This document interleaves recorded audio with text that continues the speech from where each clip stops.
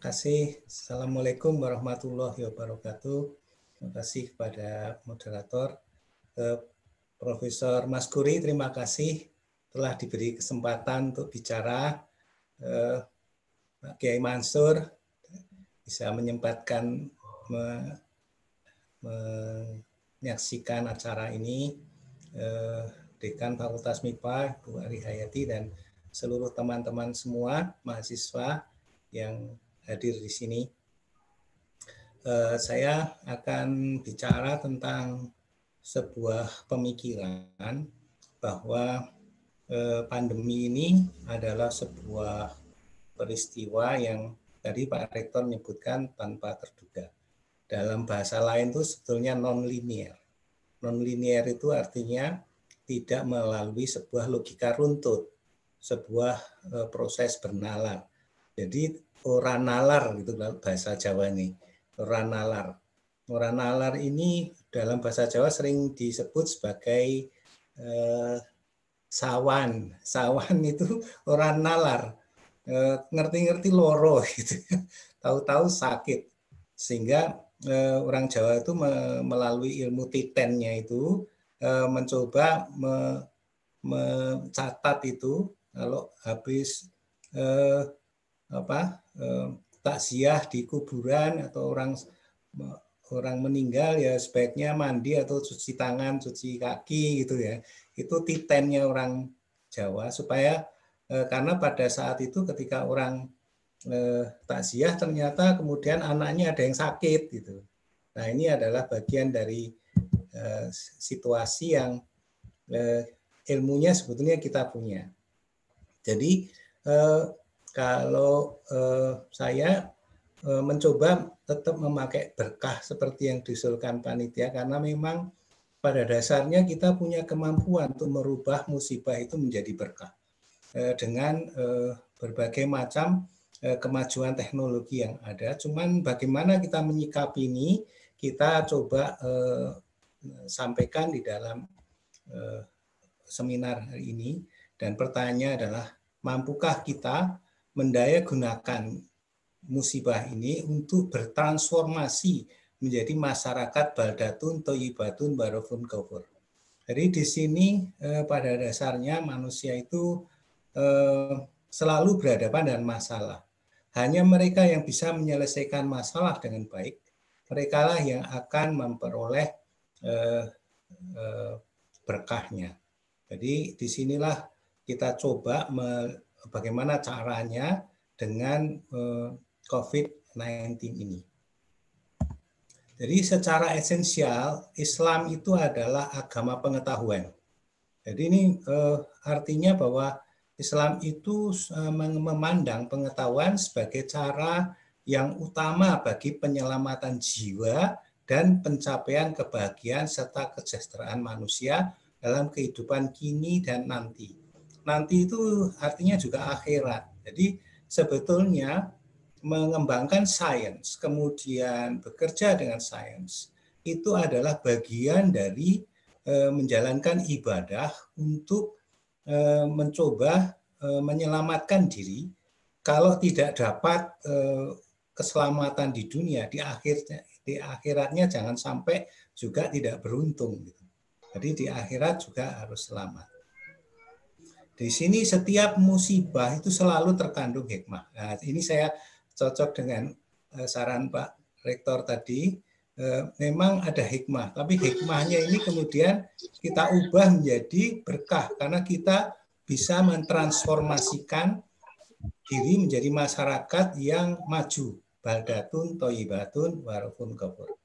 Apa sih ciri masyarakat yang maju itu? Yaitu masyarakat yang memiliki empati terhadap kemanusiaan dan alam. Jadi dia bukan menjadi perusak, karena sudah dinas manusia itu menjadi perusak. Nah, kalau kita bisa melepaskan diri dari status pelajaran dari profesor, dari status itu menjadi status yang memberkahi alam, maka kita akan bisa memperoleh ganjaran berupa keberuntungan kehidupan di dunia dan akhirat.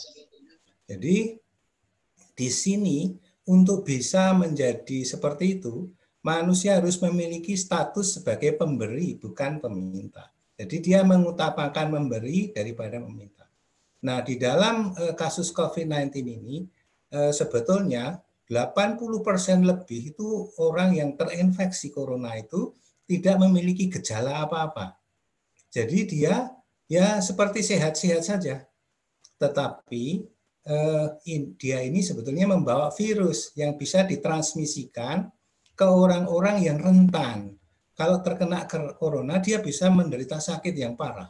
Nah, orang-orang ini adalah orang-orang yang disebut dengan sebuah komorbid. Komorbid ini dia umumnya adalah memiliki tekanan darah tinggi, diabetes, penyakit jantung, dan penyakit-penyakit degeneratif lainnya.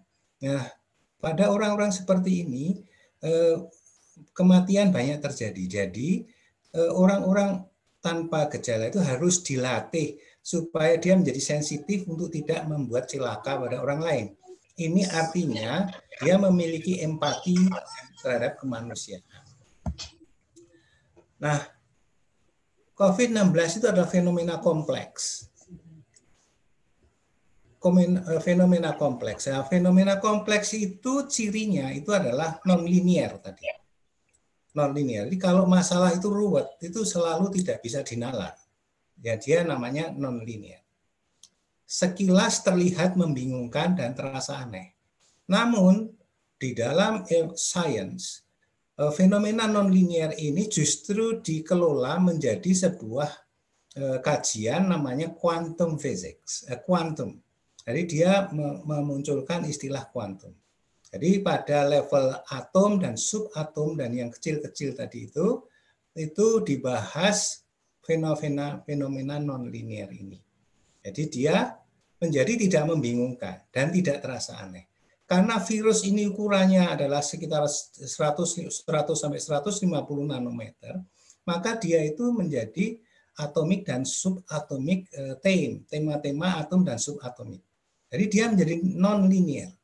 Dan karena kita memiliki kajian-kajiannya, maka yang membingungkan dan terasa aneh tadi menjadi bisa menuai berkah. Seperti kita punya HP, kita punya radio, kita punya komputer saat ini, kita bisa berkonferensi, berseminar jarak jauh seperti ini karena kita memahami fenomena-fenomena non-linear ini menjadi sebuah berkah dan menjadi budaya baru yang disebut dengan era industri 4.0. Nah, permasalahan kemudian muncul adalah adanya fenomena sosiologis akibat dari perkembangan teknologi sosial media. Ini sosial media ini adalah dampak dari teknologi yang dikembangkan melalui konsep-konsep non-linear pada skala atom dan subatomik itu. Dan ini menjadi ruwet karena ada hoax, ada berita-berita yang dengan cepat sekali tersebar. Dan kadang-kadang SK-nya belum dikeluarkan, beritanya sudah menyebar gitu. Nah, ini adalah sebuah fenomena yang ada di masyarakat kita akibat dari teknologi sosial media. Nah, untuk itu nanti dalam seminar ini saya mencoba menawarkan sebuah pendekatan baru untuk menarik kesimpulan-kesimpulan agar kita bisa membuat tindakan yang diharapkan. Kalau kita berbasis pada Al-Quran, maka sebetulnya Al-Quran itu sudah mendirect kita itu untuk mempercayai pada yang gaib. Nah, yang gaib ini disebut lebih nyata dibandingkan dimensi materialnya. Ini surat Al-Baqarah ayat 3. Islam meminta mengimani yang gaib. Nah, kalau sepintas ini seolah akan bertentangan dengan sains.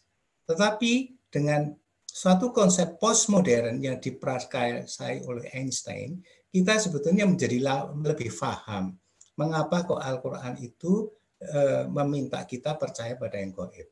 Karena yang gaib ini lebih nyata, seperti misalnya antara pikiran kita dan tubuh kita. Pikiran kita dan tubuh kita itu sebenarnya mana yang lebih nyata? Tubuh kita itu bisa hilang, tetapi pikiran kita, kalau Pak Rektor tadi tulisannya banyak kan, berarti Pak Rektor itu umurnya akan lebih panjang dari fisiknya, karena buku-bukunya akan dibaca oleh banyak orang, dan itu akan hidup terus. Dan nanti kalau ditularkan pada orang lagi, dari generasi ke generasi hidup terus dia. Sementara kita itu fisiknya mungkin sudah tidak ada. Jadi artinya yang bersifat gaib, karena pikiran itu bukan materi, dia bisa saja disebut gaib, itu menjadi lebih nyata.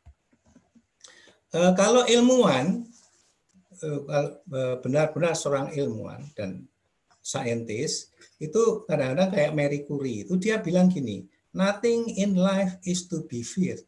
Sebetulnya di kehidupan ini tidak ada yang menakutkan. Jadi kalau kita takut itu biasanya karena kita tidak paham. Seperti kita tidak tahu ada virus, tahu-tahu orang sakit, maka orang bilang ini disantet gitu. Nah, ini pun kemudian kita menjadi karena tidak tahu sebabnya dan sebagainya, kita menjadi takut. Nah, Marie Curie mengatakan bahwa jangan takut menghadapi kehidupan ini. Yang harus kita lakukan adalah memahami kehidupan ini. Dan sains itu bisa dipakai untuk memahami alam, memahami hal-hal yang tidak kelihatan. Seperti gelombang HP itu nggak kelihatan. Dulu kalau orang tidak paham tentang ini, barangkali itu dianggap sebuah hal yang aneh gitu ya. Tapi sekarang orang menjadi tahu bahwa itu ada meskipun tidak kelihatan. Jadi sains itu sebenarnya merupakan alat komunikasi paling efektif untuk memperoleh pemahaman bersama. Jadi sains itu bukan alat pembukti kebenaran. Kita seringkali terjebak pada sebuah pengertian bahwa sains itu mencari kebenaran. Tidak, sains itu tidak mencari kebenaran menurut Islam. Sains itu adalah cara untuk membuat pemahaman bersama. Ada sebuah dia adalah sebuah teknik komunikasi melalui nalar yang runtut dan pembuktian empiris melalui indera yang kemudian orang bisa menerima pendapat kita. Jadi untuk itu Al-Quran itu tidak bisa dibuktikan kebenarannya melalui sains. Karena Al-Quran itu sebetulnya kebenaran itu sendiri. Jadi Al-Quran yang menuntun kita untuk mengembangkan sains. Orang kayak Marie Curie yang non-muslim saja punya kesimpulan seperti ini. Nah, kita yang beragama Islam berbasis Al-Quran mestinya harus sudah langsung mengembangkan sains itu sebagai sebuah hal yang bermanfaat untuk kehidupan kita. Jadi dia hanya aset manfaatnya saja. Nah, pandemi itu yang akibat dari virus itu sebetulnya sudah ada sejak 1400-1500 tahun yang lalu. Yaitu ketika zaman Nabi juga ada hadis-hadisnya 600-700 Masehi itu ada virus dan korbannya itu sampai 200 juta perkiraannya ini. Kemudian Spanish flu, HIV/AIDS. Ini besaran bulatannya ini adalah banyaknya orang yang terkontaminasi. Di bawah ini adalah jumlah orang yang mati karena pandemi. Nah, kalau kita lihat kayak bubonic plague ini itu 200 juta orang meninggal. Nah, sementara kalau COVID-19, SARS, MERS itu sebenarnya titik-titiknya kecil banget. Kecil sekali. Jadi yang meninggal sangat kecil, yang terinfeksi juga kecil karena memang masih baru tahun 2000 sampai 2025. Semoga kalau ini berlanjut ya barangkali nanti menjadi segede ini juga. Tetapi kalau kita lihat di sini jumlahnya masih kecil, sangat kecil. Dibandingkan HIV/AIDS saja mungkin jauh lebih besar HIV/AIDS. Cuman masalahnya ini kita itu hidup dalam sebuah sosial media seperti ini. Jadi ada back impact due to social media. Jadi dibesar-besarkan dan sebagainya. Ini merupakan bagian yang membuat kita itu menjadi ketakutan. Ya. Nah, inilah yang sebetulnya sains harus bisa menggiring masyarakat untuk memahami situasi secara lebih realistis. Nah, kalau kita lihat posisi manusia, manusia itu sebetulnya mengapa jadi bingung? Karena dia itu hidup di permukaan bumi. Dengan hidup di permukaan bumi itu dia hanya bisa merencanakan, dia hanya bisa memprogram, merencanakan, dan memprediksi atau mengkira-kira di sini. Jadi besok itu akan terjadi apa? Kita tidak tahu. Kita hanya bisa merencanakan atau mengira-ira, merancang, memprediksi. Tetapi kalau kita pergi ke langit, di skala langit itu sebetulnya semuanya itu pasti. Bumi itu mengitari matahari tidak pernah terlambat 1/1000.000.000 detik pun. Jadi ini bisa dihitung. Benda-benda langit itu gerakannya dihitung. Tapi kalau manusia atau apapun bergerak di permukaan bumi mau pergi ke Surabaya, itu enggak bisa dipastikan sampai Surabaya jam berapa, enggak bisa. Kira-kira itu bisa. Bisa jadi enggak nyampe gitu kan. Di skala atomik juga begitu, dia pasti. Maka disebutnya di sini adalah sebuah fenomena time and spaceless. Kalau di sini ketidakterhinggaan tadi itu memunculkan kepastian. Dan kalau benda langit itu dilihat oleh manusia di permukaan bumi, itu sebetulnya menjadi salah tafsir seringkali. Bintang yang kita lihat tadi malam, itu bisa jadi cahayanya itu bergerak, berjalan, menempuh perjalanan selama 1.000.000.000 tahun. Dilihat oleh manusia di permukaan bumi malam tadi. Jadi yang dilihat itu adalah cahaya yang dipancarkan bintang 1.000.000.000 tahun lalu. Artinya di permukaan bumi ini kita hanya bisa melihat sejarah langit. Bukan lagi benda langit yang sesungguhnya. Bintangnya masih ada atau tidak, walahu alam bisawab. Kita nggak tahu. Jadi itulah yang menyebabkan mengapa manusia kemudian mengembangkan sains. Dan sains itu kebenarannya relatif untuk panduan. Nah, dari sisi waktu pun sebetulnya manusia itu hanya menghargai itu menit, itu detik nggak bisa. Janjian jam 10:01 detik. Nggak pernah ada. Jadi di sini menunjukkan bahwa waktu pun relatif. Di Al-Quran juga disebutkan malaikat Jibril datang dari sebuah ufuk yang di sana 1 hari adalah 50.000 tahun menurut hitunganmu. Jadi di sini Islam itu betul-betul sudah menunjukkan bahwa alam dan ciptaannya ini sebetulnya tidak hanya sekedar yang kamu lihat. Itulah mengapa kemudian kita harus percaya pada yang gaib. Nah, kalau kita kaji melalui biologi sel, maka semua benda-benda di dalam sel itu cerdas. Dia tahu apa yang harus dikerjakan, tahu di mana dia harus bekerja, dengan siapa harus bekerja. Tanpa kita perintah, tubuh kita itu tahu apa yang dia kerjakan. Nah, seringkali malah pikiran kita itu mengintervensi aktivitas mereka. Harusnya dia mengerjakan sesuai dengan kecerdasannya, kita perintah karena kita sendirinya stres, kita deg-degan dan sebagainya. Nah, deg-degan ini adalah fenomena manusia yang berhadapan dengan sebuah kenyataan di permukaan bumi tadi, dibawa, ditransmisikan sampai ke dalam sel, dan dia bingung. Begitu bingung, dia menjadi penyakit. Ya. Nah, ini adalah sebuah situasi di dalam sel ketika ukurannya itu antara 1 sampai 100 nanometer. Barangnya ada mengikuti hukum Newton, tetapi juga cerdas mengikuti kuantum fisik. Fenomenanya non-linear.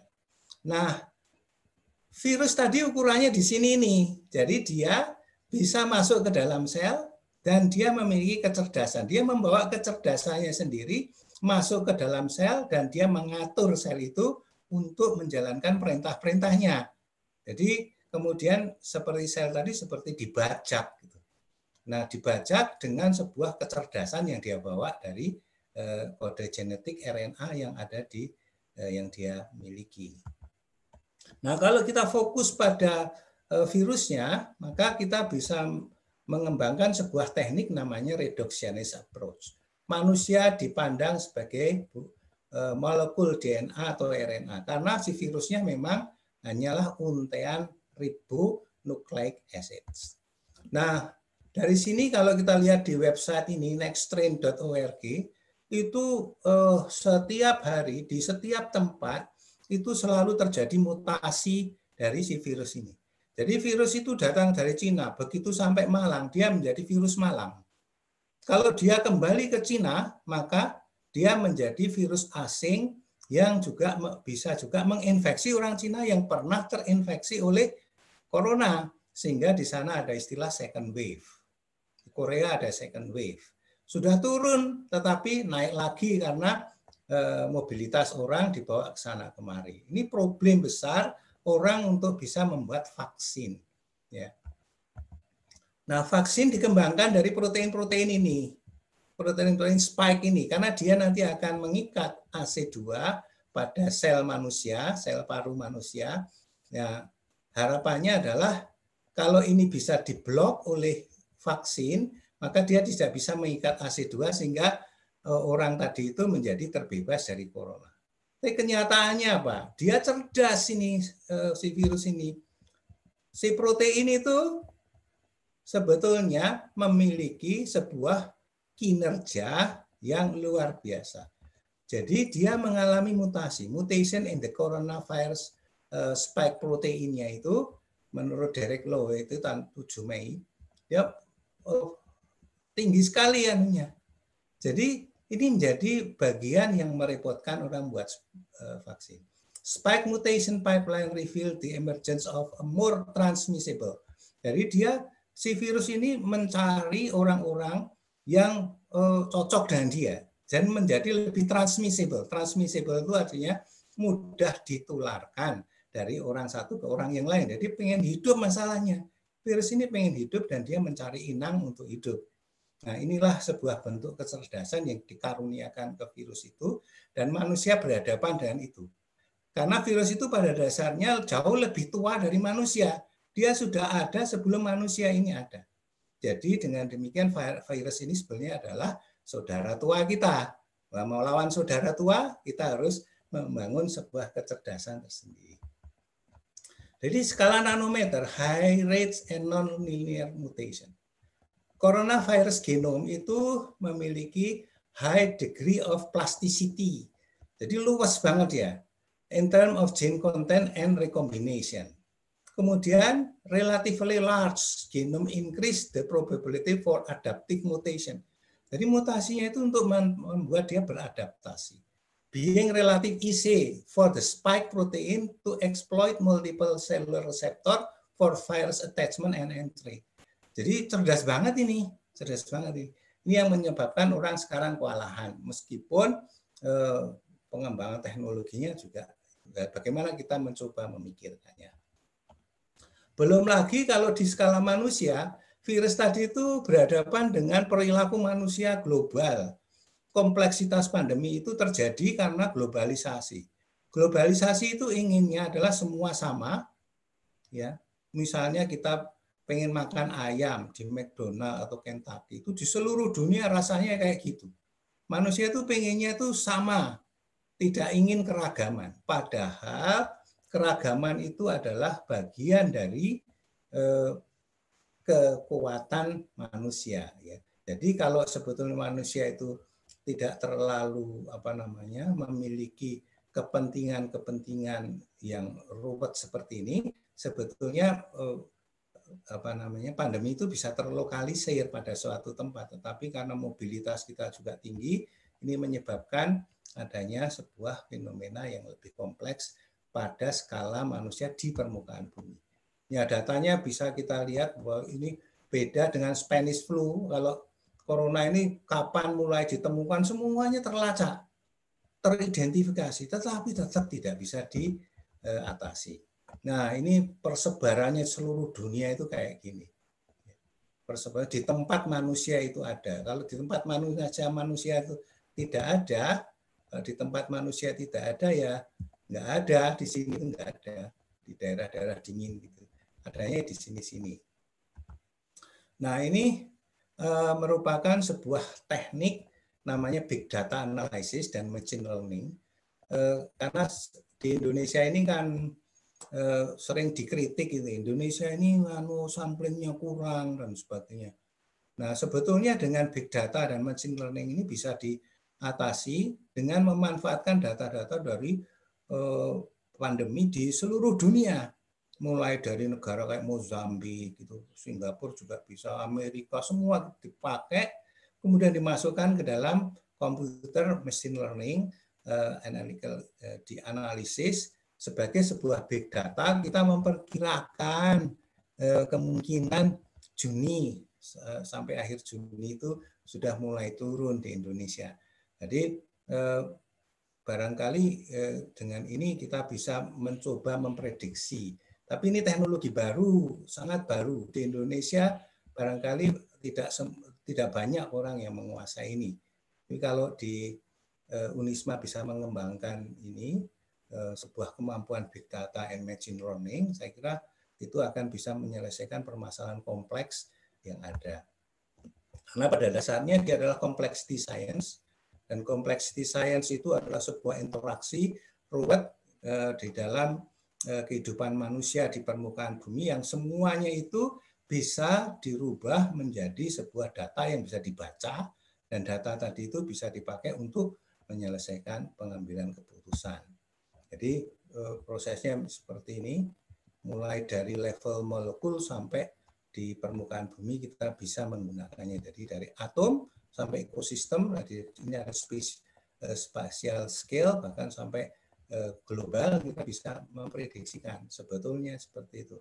Dan orang mulai bekerja dengan big data ini untuk meramal pandemi. Jadi big data meet biology, karena di Unisma ini ada biologi. Kemungkinan kalau kita bisa menguasai ini, kita akan pertemukan dengan biologi, dan ini adalah teknik analisa data besar, dan itu perlu machine learning. Saya kira kita bisa membangun sebuah arah perkembangan dari program studi biologinya. Karena kita akan berhadapan semakin lama dunia ini semakin rumit, semakin ruwet, karena mendekati zaman akhir. Itu namanya kalau dalam bahasa fisika, entropinya makin lama makin gede. Kalau sudah entropinya demikian besar, maka tidak ada lain adalah kehancuran. Jadi kita sekarang sedang berada di zaman akhir. Kita perlu big data untuk mempertemukan dengan disiplin-disiplin ilmu yang ada. Ini machine learning, artificial neural network, sebuah hal yang kompleks, itu bisa kita totok menjadi sebuah predictive biology machine learning. Jadi secara ringkas saya simpulkan bahwa konsep baru di bidang kesehatan itu perlu kajian yang lebih komprehensif melalui pemikiran transdisiplin. Diperlukan karena kompleksitas masalahnya. Fenomena di level DNA merupakan peristiwa nonlinier, perlu pendekatan epidemiologis yang berbeda. Jadi ilmu-ilmu epidemiologi yang dikembangkan di Fakultas Kedokteran dan fakultas-fakultas kesehatan masyarakat itu perlu diperkuat dengan analisis big data dan machine learning atau deep learning. Tanpa itu akan menjadi terlalu naif untuk memprediksi sebuah fenomena pandemi seperti sekarang ini. Sistem terintegrasi meliputi pengenalan bahasa dan istilah lintas disiplin agar terbangun komunikasi dan sinergitas untuk menghasilkan pemikiran yang komprehensif dalam mengatasi pandemi di masa depan. Jadi program pendidikan itu sebaiknya transdisiplin. Nah, untuk itu pendidikan di pasca sarjana di banyak tempat di luar negeri itu rata-rata adalah transdisipliner.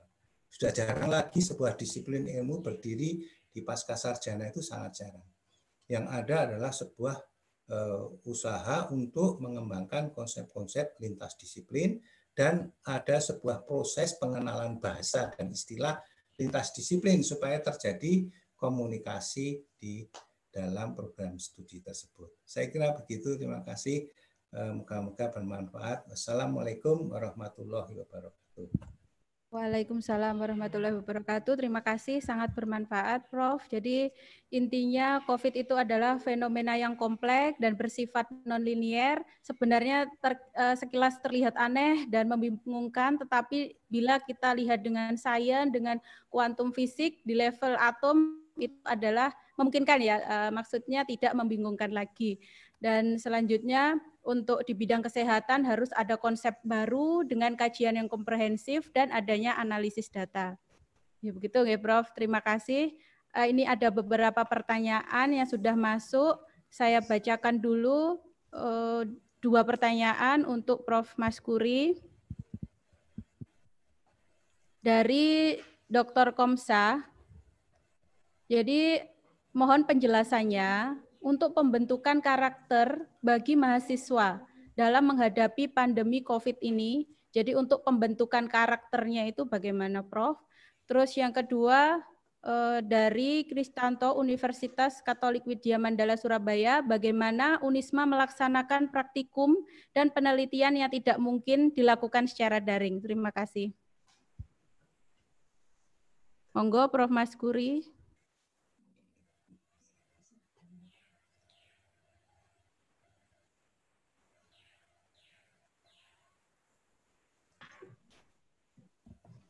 Baik, terima kasih. Bu Khomsa ini, Bu Khomsa apa lulusan kita ya?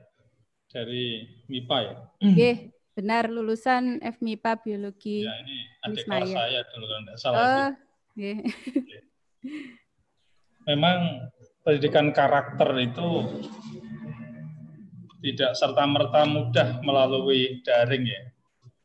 Tetapi begini, ketangguhan seorang peserta didik atau mahasiswa dalam situasi pandemi seperti ini, yang diuji adalah kesabaran. Nah, kesabaran itu diantaranya juga membangun creativity. Kesabaran itu adalah juga membangun satu inovasi justru. Kesabaran justru memunculkan inspirasi-inspirasi baru. Sehingga sabar itu bukan statis, tapi sabar itu sesungguhnya adalah aktif. Itu kalau dalam pikiran saya begitu. Maka di dalam membangun karakter ini, karakter itu kan sikap sebetulnya untuk membangun karakter itu adalah yang penting itu dihabituasi. Jadi pembiasaan. Nah, termasuk daring ini juga pembiasaan sesungguhnya. Pembiasaan, kemandirian di situ yang dibangun gitu ya, kemandirian dan kesabaran. Gitu. Jadi ini sebetulnya akan menimbulkan dari berbagai macam perspektif lah ya untuk membentuk sebuah karakter bagi mahasiswa dalam pandemi COVID ini. Cuma persoalannya pandemi COVID ini kan tadi saya katakan tiba-tiba yang pada akhirnya memunculkan ketidakpahaman terhadap situasi dan kondisi ini sebetulnya menuntut yang lebih sempurna, yang lebih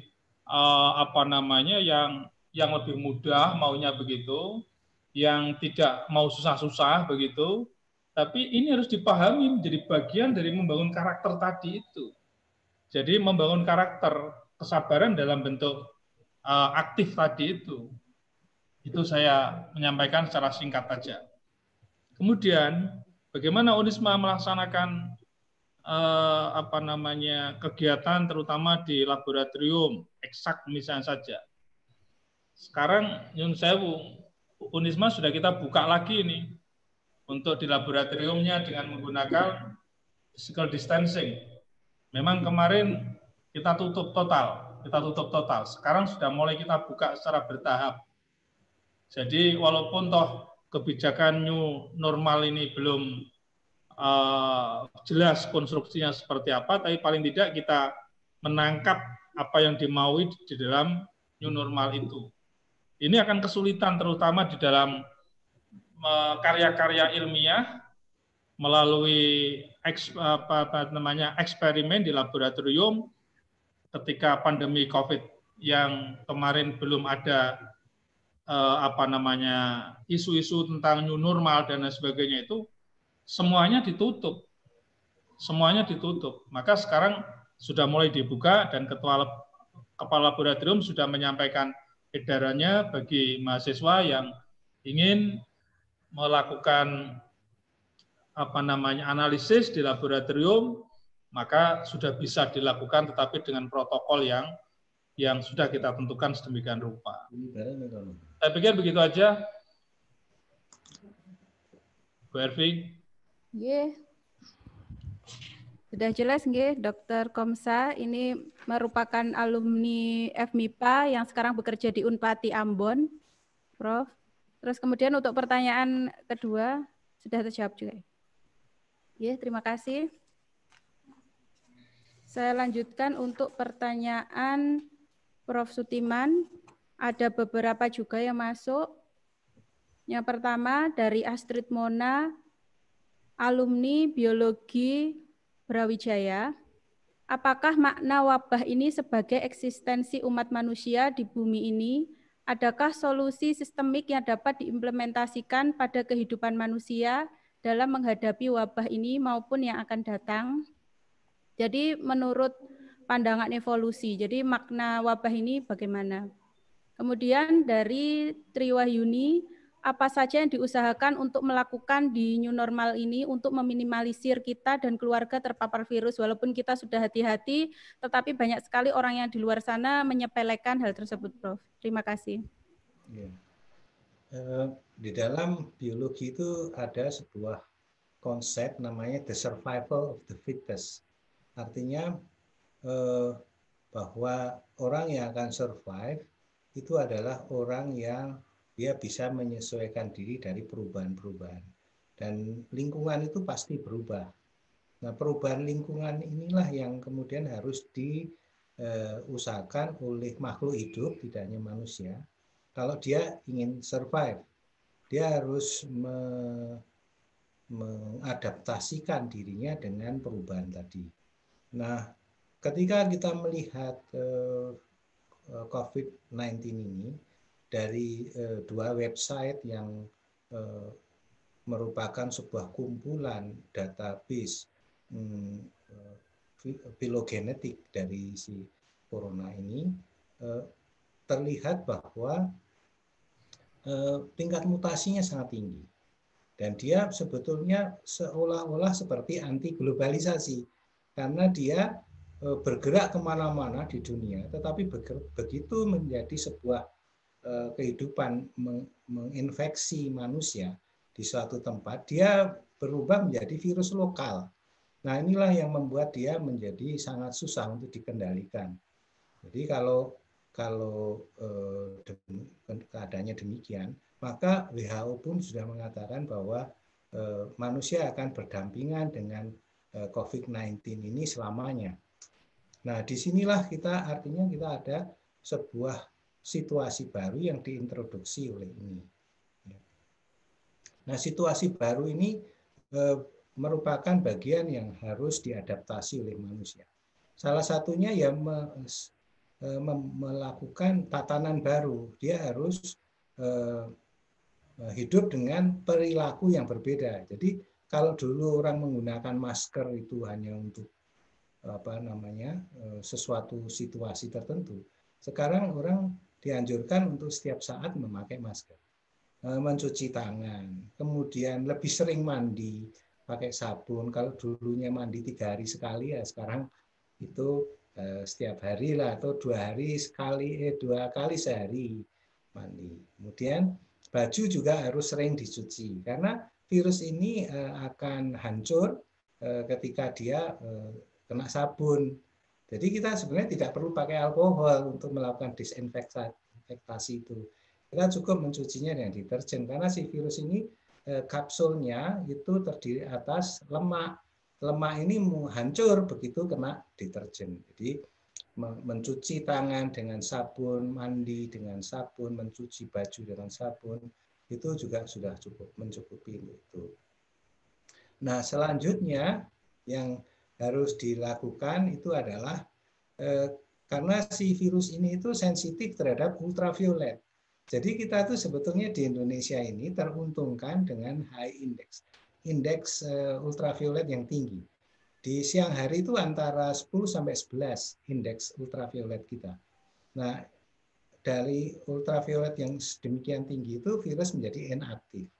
Jadi bisa dipahami mengapa yang terjadi banyak korbannya itu di daerah-daerah subtropis. kayak di New York, kemudian di Milan, kemudian di Inggris, Spanyol, gitu ya.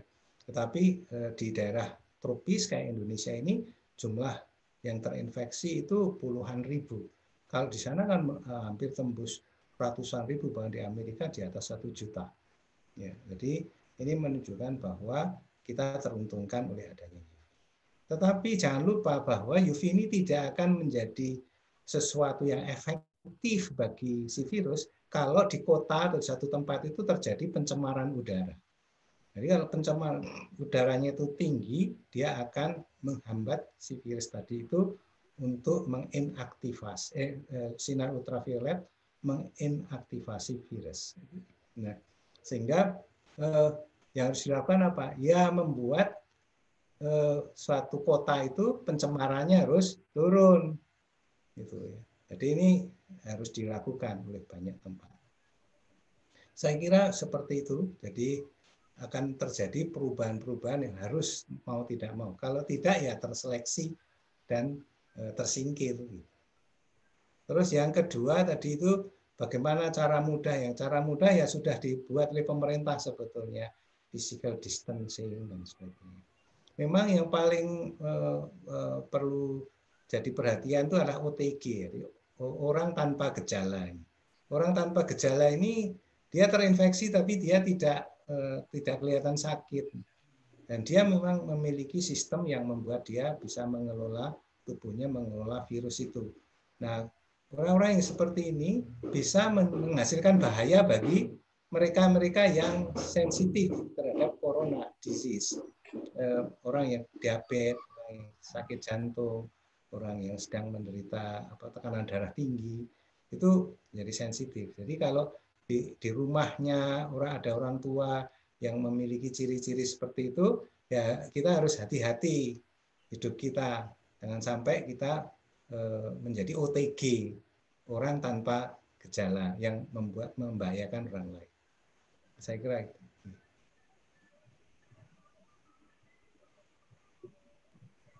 Terima kasih, Prof. Ini karena waktunya masih ada sedikit, sebenarnya banyak sekali pertanyaan-pertanyaan yang masuk untuk Prof. Maskuri dan Prof. Sutiman. Saya tambahkan satu-satu. Jadi untuk Prof. Maskuri, teknik, metode, dan cara apa yang perlu dilakukan kepada para dosen yang terutama mahasiswanya itu menghadapi kondisi new normal ini, agar mahasiswa itu prepare dan tetap bersemangat, Prof. Serta yang paling penting dapat menghasilkan lulusan mahasiswa yang tetap qualified dan kompetitif. Untuk Prof. Maskuri, sedangkan untuk Prof. Sutiman banyak sekali yang menanyakan tentang vaksin. Jadi saya pilih salah satu, apakah bisa mengembangkan vaksin, maaf ini dari Bu Sundari Ternate, apakah bisa mengembangkan vaksin dari diperolehnya whole genome itu dari sekuen corona itu, Prof.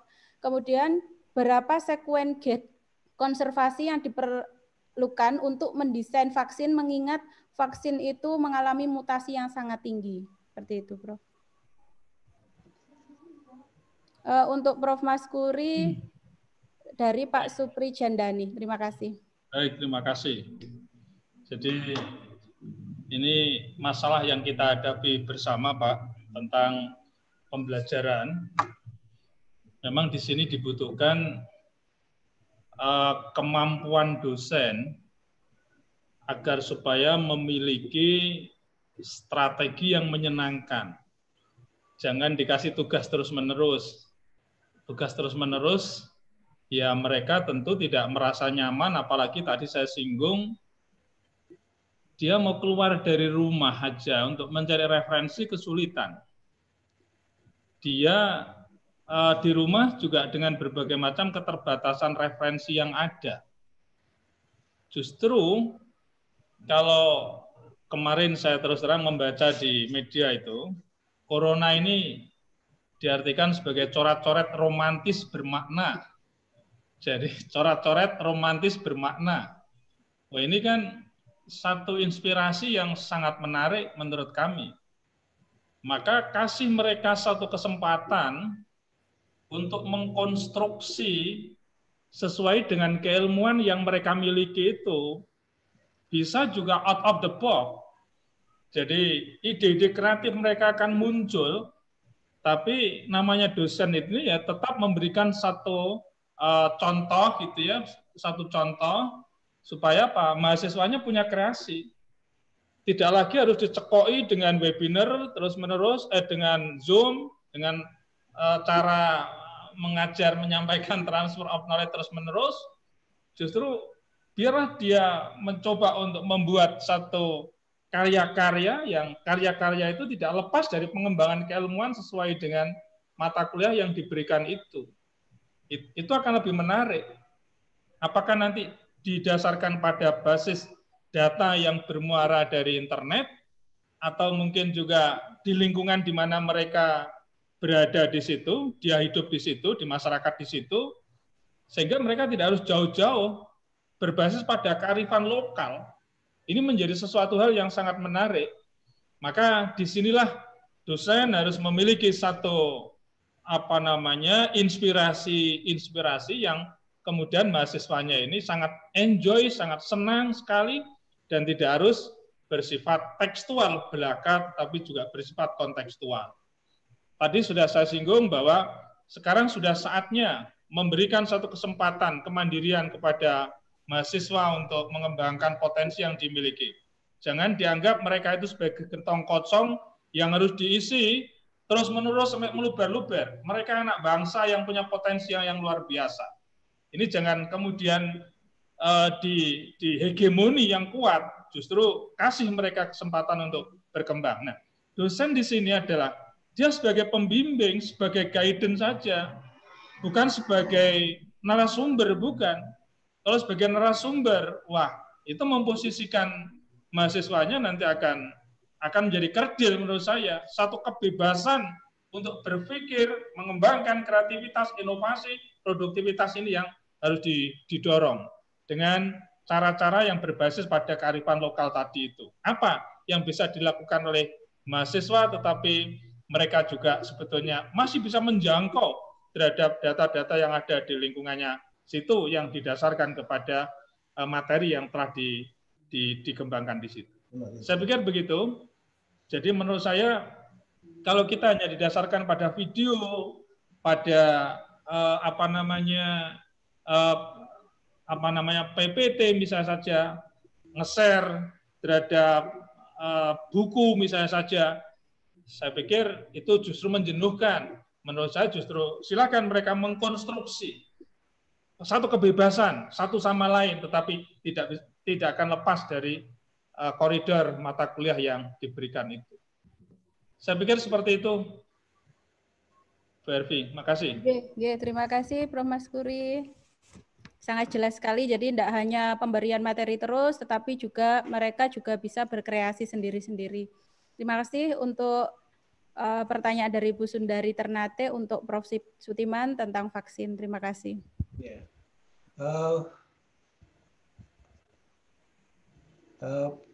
Vaksin itu merupakan sebuah cara solusi yang paling efektif, dianggap paling efektif, yang harusnya ada. Cuman vaksin itu tidak sederhana. Jadi yang pertama dari sekarang ini orang berusaha mengembangkan vaksin, memperoleh vaksin corona COVID-19, tetapi juga belum ada hasilnya. Yang mengaku berhasil ya ada, tetapi kenyataannya tidak.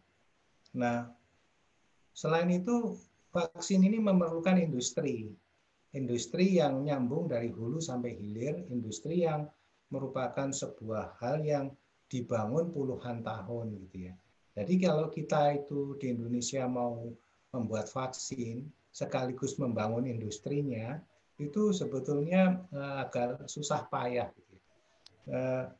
Dan harusnya kita memang membuat vaksin itu sendiri karena virus tadi itu melokal, sehingga vaksinnya tidak harus dari dan tidak bisa dari impor dari luar negeri. Kecuali antigen kita dibawa ke mereka buat vaksinnya kemudian dijual di sini. Nah itu ya kita rugi lagi, kita kan tetap jadi pasar. Jadi kita bisa mengembangkan industri farmasi sekarang ini, mumpung pasarnya ada, sebetulnya juga bahan bakunya ada berupa antigen virus yang ada di tiap orang. yang ada di Indonesia, dan itu sudah dimulai dari Rumah Sakit Gatot Subroto. Jadi dia membuat plasma, terapi plasma di situ mengandung antigen, cuman tidak dimurnikan. Jadi dia merupakan cara untuk menyembuhkan orang juga, atau memproteksi orang dari virus corona. Nah, untuk bisa mengembangkan sebuah keberdayaan, menurut saya kita bisa memanfaatkan potensi-potensi lokal kita seperti jamu dan sebagainya. Karena COVID ini pada dasarnya seperti flu lainnya, dia menghasilkan yang disebut, membuat yang disebut dengan badai inflamasi. Nah, badai inflamasi ini bisa kita atasi dengan berbagai macam formulasi. Salah satunya yang jadi disertasinya Bu Grata itu kan bisa juga dipakai untuk menyelesaikan atau menangani badai inflamasi ini. Jadi sebetulnya kita bisa mengatasi ini sebetulnya ya, asal kita bisa menginventarisasikan semua ide-ide yang tersebar di seluruh Indonesia, dan kita punya kekayaan budaya kita yang berupa jamu itu. Nah, ini yang menurut saya belum ada dan perlu diorganisir. Industrinya juga ada sebetulnya, industri jamunya, tapi belum bergerak untuk mengatasi ini, belum disertakan mengatasi COVID ini. Saya kira. Terima kasih Prof. Jadi sebenarnya kita sendiri sudah bisa bikin vaksin ya Prof ya, dan lagi ngetren juga ini kan plasma juga, jadi orang yang sudah sembuh plasmanya diambil terus diberikan ke pasien baru gitu ya Prof ya. Iya. Iya. Terima kasih.